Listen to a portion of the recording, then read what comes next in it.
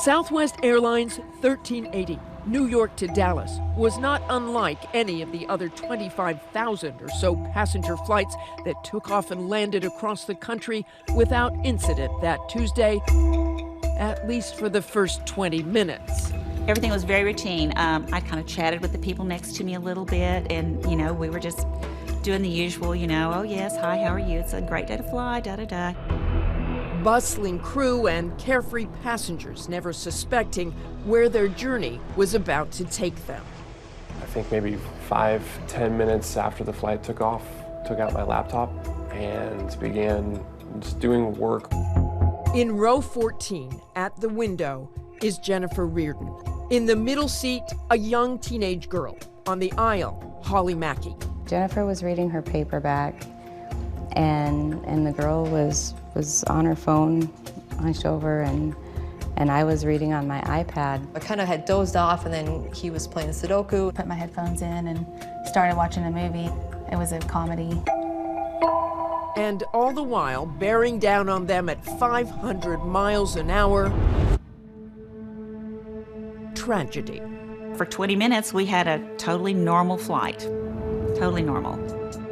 At 11:03 a.m., with First Officer Darren Ellisor flying and Captain Tammy Jo Schultz monitoring, the plane and its passengers and crew left normal.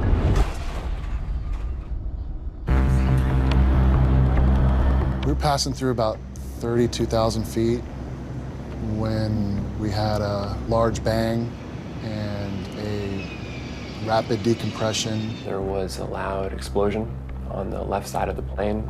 And it shook the plane badly, so badly that this flight attendant that was walking toward me that I could see grabbed a hold of the seat, kind of stumbled and almost fell. We immediately began dropping, the oxygen masks fell, and it was terrifying. The number one engine on the left side of the plane had broken into pieces, hurling shrapnel through the air. And almost immediately, I felt the rush of wind. Almost felt like kind of like a car crash in a way, but much worse. What's the first thing you did? Started tightening seat belts. You grabbed her hand right away, I bet. He did. That was the first immediate thought, like the plane is gonna crash. But I just prayed, and I felt a peace come over me, which was something I didn't expect to have, but was very comforting. Then came the screams. 2, maybe 3 screams. Just screams, bad screams. The screams were coming from back in row 14, where a terrible scene was unfolding. That broken engine had hurled a chunk of metal, shattering the window at seat 14A, where Jennifer Riordan had been sitting, reading her paperback. That caused a violent whirlwind of depressurization that snatched her halfway out of the plane. When you first looked over and saw Jennifer, what did you see? From about her rib cage, the bottom part of her rib cage, up, was out the window. Only the seatbelt kept Jennifer's body from flying all the way out of the plane. Holly dropped her life-saving air mask and tried to help.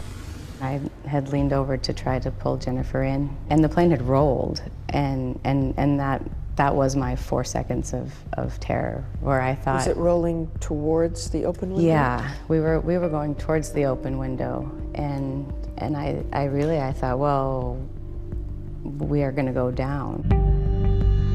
Holly and the girl in the middle seat began a desperate tug of war, trying to pull Jennifer back inside the plane.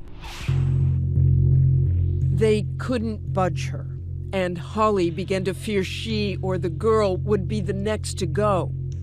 I did think that we were probably next to get pulled out of the plane, and the girl was so small. So I wrapped around the girl and I pulled her over to me so she was farther from the window. And I put my hand on Jennifer's back, so then if she was conscious or could feel anything, she would at least know that we were there. From row 13, Tim McGinty rushed back to help.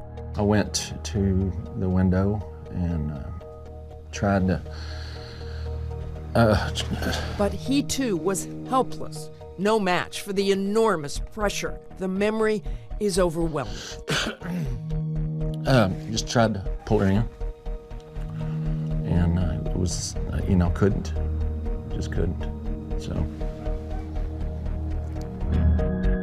Up in row 7, Andrew Needham, the firefighter paramedic, checked on his family and then went into his first responder mode.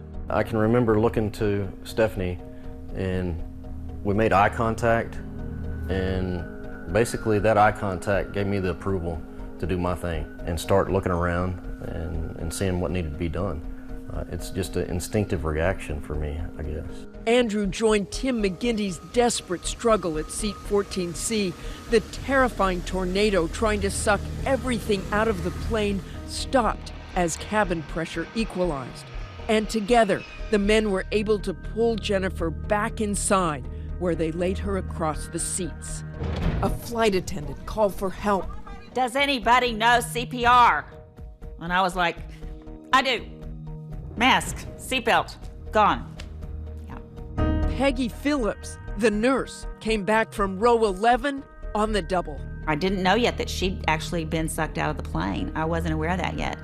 What I did know is that I've got to start helping Andrew do CPR.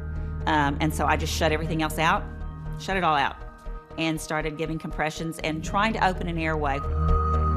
We just started working just simultaneously. She knew what she was doing, I knew what I was doing, and we just did everything that we could to try to revive Mrs. Riordan.